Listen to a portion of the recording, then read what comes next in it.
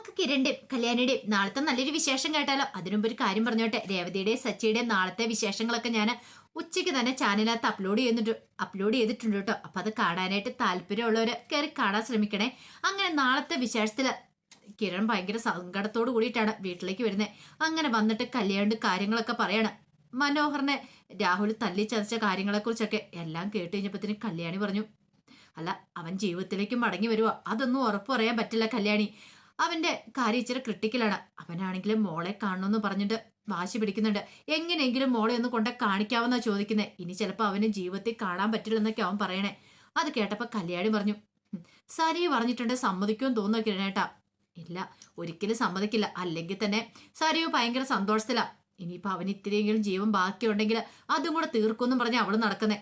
എനിക്ക് നല്ല ഭയമുണ്ട് അവള് ഹോസ്പിറ്റലിലേക്ക് പോയിട്ട് ഇനി മനോഹറിനെ കൊല്ലാൻ ശ്രമിക്കുമെന്ന്. കല്യാണി പറഞ്ഞു, ഏയ് അതൊരിക്കലും പാടില്ല കിരണേട്ടാ. കാരണം സരുവിന്റെ ജീവിതം ഇനി ശേഷിച്ച ജീവിതം ജയിലഴികൾക്കുള്ളിലാവാനായിട്ട് പാടില്ല. അച്ഛനും അമ്മയൊക്കെയാ കൺമണിമാളെ നോക്കുന്നേ. പക്ഷെ എന്നാലും കുഞ്ഞിനൊരു അമ്മ വേണ്ടേ? അവൾ വളർന്നു വന്നുകൊണ്ടിരിക്കുമല്ലേ. ഇന്നല്ലെങ്കിൽ നാളെ സരു ഇതിനെക്കുറിച്ച് ഓർത്ത് പശ്ചാത്താപിക്കും. പക്ഷെ പറഞ്ഞിട്ട് കാര്യമില്ല. അങ്ങനെ എന്തെങ്കിലും ചെയ്ത് അവൾ ജയിലിലേക്ക് പോയിട്ടുണ്ടെങ്കിൽ പിന്നെ നമ്മൾ പറഞ്ഞിട്ട് കാര്യമൊന്നും ഇല്ലല്ലോ എന്ന് പറയാണ്. ആ സമയം കിരൺ പറഞ്ഞു, എന്ത് ചെയ്യണമെന്ന് അറിയത്തില്ല. അവന്റെ മുഖം ഓർത്തിട്ട് എനിക്ക് കാര്യം പറഞ്ഞാൽ അവൻ ദുഷ്ടനൊക്കെ തന്നെ ആയിരിക്കും. പക്ഷേങ്കിൽ എനിക്ക് സഹിക്കാൻ പറ്റുന്നില്ല. വല്ലാത്തൊരു വിഷമവും കാര്യങ്ങളൊക്കെ ഉണ്ട്. അവസാനമായിട്ട് തന്റെ കുഞ്ഞിനെ ഒന്ന് കാണണമെന്നൊക്കെ ആവശ്യപ്പെടുമ്പോൾ എങ്ങനെയാ കല്യാണി നമ്മൾ കൊണ്ട് കാണിക്കാതിരിക്കുന്നേ? കല്യാണി പറഞ്ഞു, അവൻ എത്രമാത്രം ദുഷ്ടത്തരം കാണിച്ചാന്നറിയാമല്ലോ. എത്ര പെൺകുട്ടികളുടെ ജീവിതം തകർത്ത് കളഞ്ഞിരിക്കുന്നേ. അവൻ കൺമണി മോളെ മാത്രമാണ് കുഞ്ഞായിട്ട് അംഗീകരിച്ചിട്ടുള്ളൂ. ബാക്കി അവൻ എത്ര കുട്ടികളുണ്ട്. അവന് ഒരിക്കലെങ്കിലും ആരെങ്കിലും കാണാൻ പോയിട്ടുണ്ടോ? ഇല്ലല്ലോ. അവരുടെയൊക്കെ വേദനയും വിഷമങ്ങളൊക്കെ എന്താണെന്ന് അവൻ മനസ്സിലാക്കിയിട്ടുണ്ടോ? ശരിക്കും പറഞ്ഞ ദൈവമായിട്ട് അവന് കൊടുത്ത ശിക്ഷയാ. കിരൺ പറഞ്ഞു, അത് ശരിയാ, അതൊക്കെ ശരി തന്നെ ആയിരിക്കും. പക്ഷെ എന്നാലും ഇനിയിപ്പോൾ അവന്റെ മുന്നിലേക്ക് ഞാൻ ചെല്ലുമ്പോൾ അവൻ എന്നോട് ചോദിക്കില്ലേ, എന്റെ കൺമണി മോളെയും കൂടെ കൂട്ടാൻ മേലായിരുന്നത്? ഒരു കാര്യം ചെയ്യാം, സരിയു കാണാൻ അനുവദിച്ചില്ല എന്ന് മാത്രം പറഞ്ഞാൽ മതി. സരിയു തന്നുവിടില്ല എന്ന് പറഞ്ഞാൽ മതി കിരണേട്ടാ. കൂടുതലൊന്നും പറയണ്ട. വെറുതെ എന്തിനാ ഇനിയിപ്പോ സരുവിനെ നമ്മൾ ദേഷ്യം പിടിപ്പിക്കുന്നേ? അവള് പതുക്കെ ജീവിതത്തിലേക്ക് മടങ്ങി വന്നല്ലേ ഉള്ളൂ. ഇനി നമ്മളായിട്ടൊരു പ്രശ്നമൊന്നും ഉണ്ടാക്കണ്ട എന്നൊക്കെ കിരണിനോട് പറഞ്ഞു. കിരണ് നല്ല സങ്കടം ഉണ്ടായിരുന്നു. അവനൊരു കാര്യം പറഞ്ഞിട്ട് ചെയ്തു കൊടുക്കാൻ പറ്റിയില്ലോന്ന്. അതോടൊപ്പം തന്നെ സരുവിനെ കുറിച്ചും ചിന്തിച്ചു. സരു പറഞ്ഞിരിക്കുന്നേ അവനെ കൊല്ലണമെന്നാണ് പറഞ്ഞിരിക്കുന്നത്. അതുപോലും എന്ത് ചെയ്യണമെന്ന് അറിയത്തില്ലാത്തൊരു അനിശ്ചിതത്തില കാര്യങ്ങൾ മുന്നോട്ട് പോയിക്കൊണ്ടിരിക്കുന്നത്. കാരണം പണ്ടത്തെ മനോഹർ ആണെങ്കിൽ എന്തെങ്കിലുമൊക്കെ ചെയ്തു പോയനും. പക്ഷെ ഇപ്പൊ അവന് നല്ല മാറ്റമുണ്ട്. അവന് പശ്ചാത്താപമുണ്ട് അവൻ ചെയ്ത കാര്യങ്ങളിലൊക്കെ. അപ്പൊ പിന്നെ അവനെ അങ്ങനെ ഇല്ലാതാക്കാൻ പറ്റുന്ന കാര്യമൊന്നും അല്ല. ഈ സമയം ശാരിയ ഭയങ്കര സന്തോഷത്തോടുകൂടി ശാരിയെ വിളിക്കുകയാണ്. ശാരിയെ വിളിച്ചിട്ട് കാണണം എന്നൊക്കെ പറയുക. അങ്ങനെ ശാരി വന്നു കഴിഞ്ഞപ്പോഴത്തേനും ശാരിയ പറഞ്ഞു, ഒരു സന്തോഷ വാർത്തയായിട്ടാണ് വന്നിരിക്കുന്നേ. സന്തോഷ വാർത്തയോ? അതെന്താ മോളെ? അവനുണ്ടല്ലോ മനോഹർ, അവന്റെ കാര്യത്തിൽ ഒരു തീരുമാനമായെന്നോ? എന്തൊക്കെയാ നീ പറയണേ? ഞാൻ എൻ്റെ അച്ഛനോട് ഒരേ ഒരു കാര്യം മാത്രം ആവശ്യപ്പെട്ടിട്ടുണ്ടായിരുന്നുള്ളൂ, ആ മനോഹറിന്റെ കാര്യത്തിൽ ഒരു തീരുമാനം ഉണ്ടാക്കണമെന്ന്. ഒടുവിൽ എൻ്റെ അച്ഛൻ എനിക്ക് വേണ്ടി ആ ഒരു കാര്യം ചെയ്തു തന്നു. അവന്റെ തല തല്ലി പൊളിച്ചു. അവന് ക്രിട്ടിക്കൽ സ്റ്റേജിൽ ഹോസ്പിറ്റലിൽ അഡ്മിറ്റാ. സത്യമാണ് മോളെ നീ പറയണേ. പിന്നല്ലാതെ ഇനി അവന് അധികം ആയുസ് ഉണ്ടാകത്തില്ല. ഇനി അവന് ഇത്തിരിയെങ്കിലും ആയുസ് ഉണ്ടെങ്കിൽ അവന്റെ കാര്യത്തിൽ ഞാനൊരു തീരുമാനം എടുത്തു. അതങ്ങനെ ആ ആയുസ് അങ്ങ് എടുത്തേക്കാനായിട്ട്. നീ എന്തൊക്കെയാ മോളെ പറയണേ? ഇതേ വേണ്ട കേട്ടോ, വെറുതെ പോയി ഓരോന്നൊക്കെ ആലോചിച്ച് കൂട്ടിയിട്ട് അവനെ ഇല്ലാതാക്കാൻ നീ പോണ്ട കാര്യമൊന്നുമില്ല. അവൻ അതിനുള്ള ശിക്ഷ കിട്ടിയിട്ടുണ്ട്. അവൻ ജയിലിലല്ലേ. ഇനിയിപ്പൊ നീ എന്തിനാ ടെൻഷൻ അടിച്ച് വിഷമിച്ച് ഓരോന്നൊക്കെ വരുത്തി വെക്കേണ്ട കാര്യമില്ല. ഇതെന്റെ ആവശ്യമാണ്. ഞാൻ പറഞ്ഞല്ലോ, എനിക്ക് ഈ ഭൂമിയിൽ ഇപ്പോൾ ഒരു ശത്രു ഉണ്ടെങ്കിൽ എനിക്ക് അവനാന്ന് പറയാണ്. അപ്പോഴേക്ക് ശാരി പറഞ്ഞു, അപ്പൊ നിന്റെ അച്ഛനോടുള്ള ശത്രുതയൊക്കെ നിന്റെ മാറിയോ? അച്ഛനോടുള്ള ശത്രുത മാറിയെന്ന് ചോദിച്ചാൽ അവനെ കൊല്ലാനായിട്ട് തലക്കടിച്ചപ്പോ തന്നെ എനിക്ക് പകുതി സമാധാനമായി മോളെ. അവനേക്കാളും വലിയ ക്രൂരത ചെയ്തതല്ല നിന്റെ അച്ഛൻ. നിന്റെ പെറ്റമ്മയിൽ നിന്നെ അടർത്തി മാറ്റിയിട്ട് എത്രയോ വർഷങ്ങളാ നിന്നെ ആ സ്വന്തം പെറ്റമ്മ ആരെന്ന് പോലും അറിയിക്കാതെ കൊണ്ടുനടന്നേ. അത് കേട്ടപ്പോൾ സരി പറഞ്ഞു, അതൊക്കെ ഞാനിപ്പോൾ സഹിച്ച് ക്ഷമിച്ച് മുന്നോട്ട് പോവാം. പക്ഷെ മനോഹറിനോട് മാത്രം എനിക്ക് ക്ഷമിക്കാൻ പറ്റില്ല. അവൻ ഇനി ഒരു പെണ്ണിനെ ജീവൻ നശിപ്പിക്കാൻ പാടില്ല. അതുകൊണ്ട് അവന്റെ കാര്യത്തിൽ ഞാൻ ചില തീരുമാനങ്ങൾ എടുത്തു. അവനെ അങ്ങ് തീർക്കാൻ തന്നെ തീരുമാനിച്ചു. വേണ്ട മോളെ, അങ്ങനെയൊന്നും ചെയ്യരുത്. നിന്റെ കുഞ്ഞിന് പിന്നെ വേറെ ആരുണ്ട് എന്നൊക്കെ പറഞ്ഞ് പിന്തിരിപ്പിക്കാൻ ശ്രമിച്ചു. പക്ഷെ സരിയും അതൊന്നും കേട്ടില്ല. ഈ സമയത്ത് ശാരി പറഞ്ഞു, മോളെ ഈ അമ്മ പറയുന്നൊന്ന് കേൾക്ക്. അമ്മയും അച്ഛനും ഒക്കെ പറയുന്ന കുറെ കാലം ഞാൻ കേട്ട് ജീവിച്ചോണ്ടിരുന്ന. എന്നിട്ട് എന്തായി ഒടുവില്? എന്റെ അച്ഛൻ എന്ന് പറയുന്ന ആള് തന്നെ എന്നെ ചതിച്ചില്ലേ? ഇപ്പൊ കണ്ടില്ലേ, ഇപ്പൊ ദൈവമായിട്ട് എനിക്കൊരു അവസരം കൊണ്ട് തന്നിരിക്കുക. ഈ അവസരം ഞാൻ വിനിയോഗിച്ചില്ലെങ്കിൽ നാളെ എനിക്ക് ഇങ്ങനെ ഒരു അവസരം കിട്ടിയെന്ന് വരത്തില്ല. അവനെ തീർത്തിട്ട് ഞാൻ അന്തസ്സായിട്ട് പോയി ജയിലിൽ കിടക്കും. പിന്നെ എന്റെ കുഞ്ഞിനെ നോക്കാനായിട്ട് കിരണും കല്യാണിയൊക്കെ ഉണ്ട്. പോരാത്തന് എന്റെ ആന്റിയുടെ അങ്കിളിന്റെ അടുത്തല്ലേ കുഞ്ഞ് നിൽക്കുന്നേ. അവര് പൊന്നു പോലെ നോക്കുന്ന എനിക്ക് ഉറപ്പുണ്ട്. പിന്നെ രണ്ടമ്മമാരുണ്ടല്ലോ അവളെ നോക്കാനായിട്ട്. പിന്നെ ഞാൻ എന്തിനാ പേടിക്കുന്നേ? എനിക്ക് എന്റെ മോളുടെ കാര്യത്തിൽ ഒരു പേടിയുമില്ല. പെറ്റമ്മയുണ്ട്, വളർത്തമ്മയുണ്ട് എന്റെ മോളെ നോക്കാനായിട്ട്. അങ്കിളും ആന്റിയും ഒക്കെ ഉണ്ട്. അതിന്റെ ധൈര്യം എനിക്കുണ്ട് താനും എന്നും പറഞ്ഞോട്ട് സരയു അങ്ങോട്ടേക്ക് പോയി. ശാരിക്ക് അപകടം എടുത്തു. ഇതിങ്ങനെ പോയാൽ ശരിയാകത്തില്ല. അവള് ചിലപ്പോ അവനെ എന്തെങ്കിലും ചെയ്യും. അല്ലെങ്കിൽ തന്നെ മുമ്പ് ഒരു തവണ സരയുവിന്റെ സമനില തെറ്റിയതാ. ദൈവമേ, അവൾ അങ്ങനെ എന്തെങ്കിലും പ്രവർത്തിക്കുന്നതിന് മുമ്പ് എന്തെങ്കിലും ചെയ്തേ മതിയാവുള്ളൂ. പിന്നീട് ശാരി കിരണിനെ വിളിക്കുകയാണ്. കിരണിനെ വിളിച്ച് അത്യാവശ്യമായിട്ടൊന്ന് കാണണമെന്ന് പറഞ്ഞു.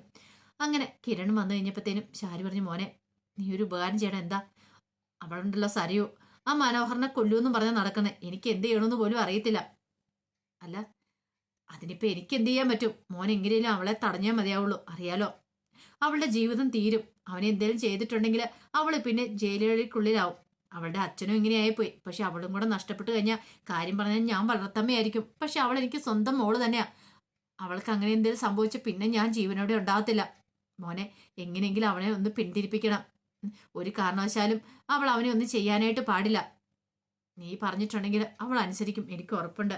അപ്പോഴേക്കും കിരൺ പറഞ്ഞു, എന്നെക്കൊണ്ട് എന്തെങ്കിലും ചെയ്യാൻ പറ്റുമെന്ന് തോന്നുന്നില്ല. കാരണം ഞാൻ പറഞ്ഞിട്ടുണ്ടെങ്കിലൊന്നും സരയു അനുസരിക്കില്ല. എന്നോട് മനോഹറിനെ കൊല്ലാനായിട്ട് അവള് പറഞ്ഞിരിക്കുന്നേ.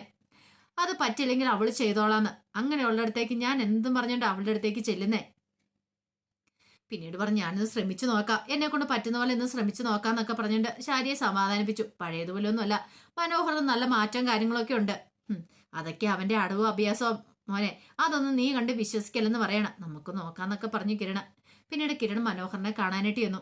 മനോഹറിനെ കാണാൻ ചെന്ന് മനോഹർ ഭയങ്കര പ്രതീക്ഷയോടുകൂടി കിരണിനെ നോക്കി. എന്റെ മോളെ കൊണ്ടുവന്നിട്ടുണ്ടോന്നൊക്കെ ചോദിച്ചു. അപ്പോഴേക്കും കിരൺ പറഞ്ഞു, മോളെ കൊണ്ടുവരാൻ പറ്റിയില്ല, നിനക്കറിയാലോ. സരയു പറഞ്ഞിട്ടുണ്ടെങ്കിൽ വലിയ പ്രശ്നമാവും. അതെങ്ങനെ സരയു അറിയാനായിട്ടാ? അതിന് സരയുവിന്റെ കൂടെ അല്ലല്ലോ മോള്. സാറിന്റെ അച്ഛനും അമ്മയോടും ഒപ്പമല്ലേ നിൽക്കുന്നേ. അപ്പൊ പിന്നെ അവളെ കൊണ്ടുവരാൻ വേണ്ടി എളുപ്പമല്ലായിരുന്നോ? അങ്ങനെ പെട്ടെന്ന് കൊണ്ടുവരാൻ പറ്റുന്ന കാര്യമല്ല മനോഹറെ, നിനക്കറിയാലോ. സരയു പറഞ്ഞിട്ടുണ്ടെങ്കിൽ ഇത് വലിയ പ്രശ്നമാക്കി എടുക്കും. അല്ലെങ്കിൽ തന്നെ അവൾക്ക് തീർത്ത പകയാ നിന്നോട്.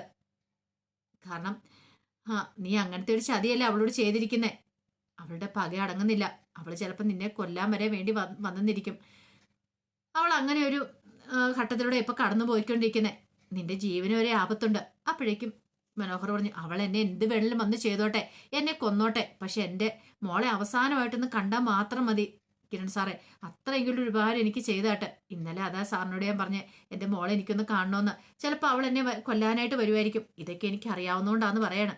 അപ്പോഴേക്കും കിരൺ പറഞ്ഞു, നോക്കട്ടെ, എന്തെങ്കിലും ഒരു മാർഗം കൊണ്ടാണ് ഞാൻ കൊണ്ടുവന്ന് കാണിക്കാം. ഇനി എനിക്ക് അധികം അയച്ചുണ്ടെന്ന് തോന്നില്ല. അതുകൊണ്ടാണ് ഞാൻ പറയണേ. എനിക്ക് ജീവിക്കണം എന്നുള്ള ആഗ്രഹങ്ങളൊന്നും ഇപ്പം ഇല്ല. പക്ഷെ എൻ്റെ മോളെക്കുറിച്ച് ഓർക്കും മാത്രം എനിക്ക് ചെറിയൊരു പ്രതീക്ഷ ഉള്ളതെന്നൊക്കെ പറയാണ്. പിന്നീട് കിരൺ പറഞ്ഞു, ഞാനൊന്ന് ഡോക്ടറെ ഒന്ന് കണ്ടിട്ട് വരാം എന്നൊക്കെ പറഞ്ഞിട്ട് അങ്ങോട്ടേക്ക് പോയി. ആ സമയത്ത് സരയു ഹോസ്പിറ്റലിലേക്ക് വരുന്നേ.